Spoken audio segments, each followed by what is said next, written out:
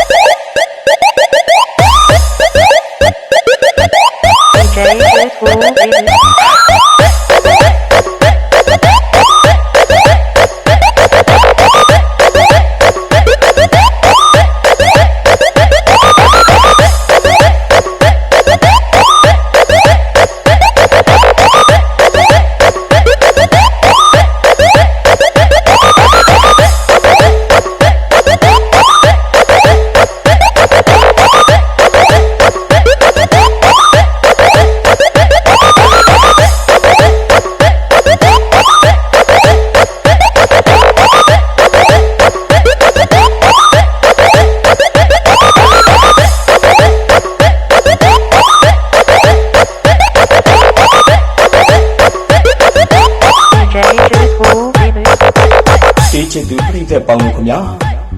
ယခုနားဆင်နေရတဲ့ပေါက်ဆက်ကတော့အေယာဝတီတိုင်းဒေသကြီးကျုံပျော်မြို့နယ်ခဲပေါင်ကျေးရွာမှာ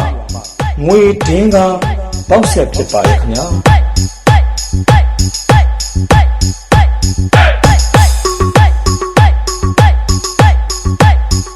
ချစ်သူပြည့်တဲ့ပေါင်းလို့ခင်ဗျာယခုနားဆင်နေရတဲ့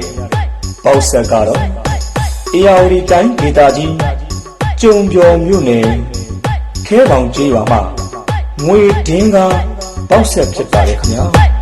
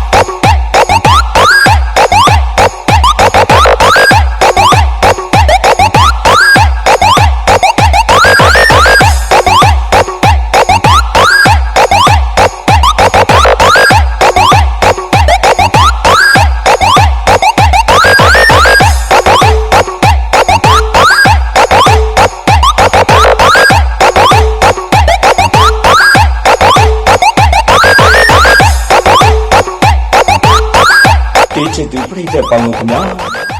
ယခုနားဆင်နေရတဲ့ပေါက်ဆက်ကတော့အေယာဝတီတိုင်းဒေသကြီးကျုံပျော်မြို့နယ်ခဲပေါင်ကျေးရွာမှာငွေဒင်းကပေါက်ဆက်ဖြစ်ပါတယ်